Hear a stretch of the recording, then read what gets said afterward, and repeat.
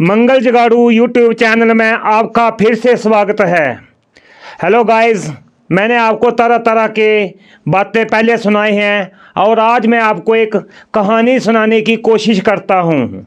एक व्यक्ति ने शादी के 1 साल बाद अपने पिता से कहा, पिताजी मैं विदेश में जाकर एक बहुत बड़ा व्यापार करना चाहता हूँ।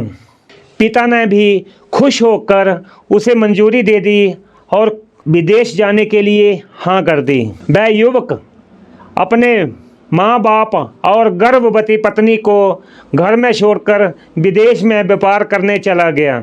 उसने विदेश में जाकर बहुत मेहनत की, खूब सारा धन कमाया और बहुत अमीर सेठ बन गया।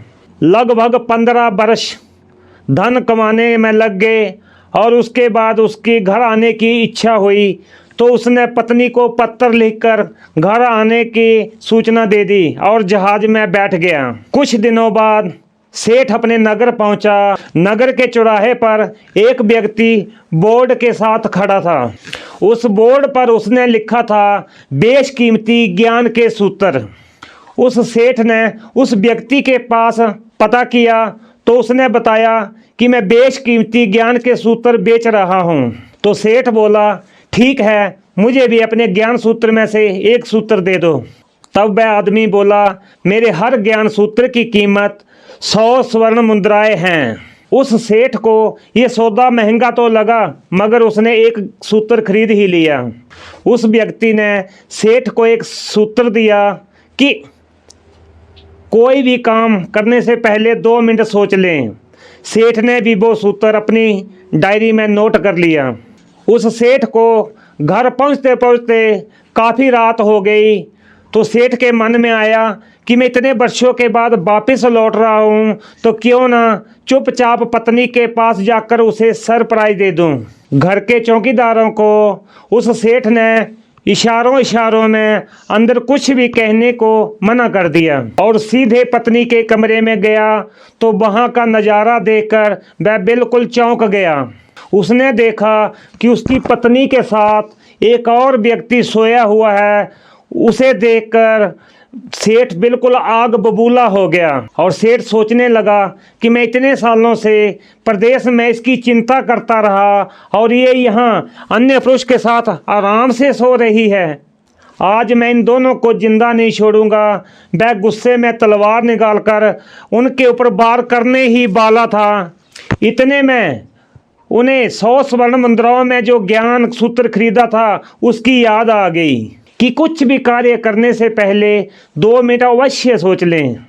वह 2 मिनट सोचने के लिए रुका, तलवार पीछे हटाई और पीछे हटाने से वह तलवार किसी बर्तन से टकरा गई।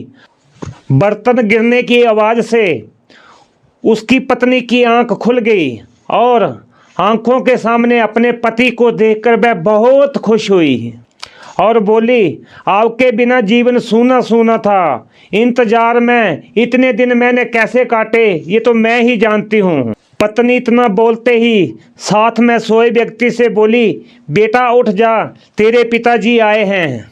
युवक उठकर जैसे ही पिता को प्रणाम करने लगा तो उसके माथे की पगड़ी सेठ के चरणों में गिर गई। उसके लंबे लंबे बाल बिखर गए और उसकी पत्नी बोली, सेठ जी ये आपकी बेटी है, इसके सम्मान को कोई आंच ना आए इसलिए मैंने इसे बचपन से ही पुत्र की तरह पालन पोषण किया है और संस्कार दिए हैं। ये सुनकर सेठ की आंखों से आंसू की धारा बह निकली और उसने अपनी पत्नी और बेटी को कसकर गले लगा लिया और सोचने लगा कि आज मैंने उस ज्ञान सूत्र पे अमल नहीं किया होता तो ना जाने क्या अनर्थ कर बैठता। मेरे हाथों से मेरा ही निर्दोष परिवार खत्म हो जाता। दोस्तों, इस कहानी से हमें ये शिक्षा मिलती है कि कोई भी कार्य जल्दबाजी में ना करें, क्योंकि जब हम आवेश में होते हैं तो हमें अच्छे बुरे का फर्क नज़र नहीं आता। इसलिए गुस्से में कोई भी फैसला ना लें, कुछ देर रुकें और दिमाग बिल्कुल ठंडा होने दें और फिर सोचें कि क्या सही है और क्या गलत है। धन्यवाद।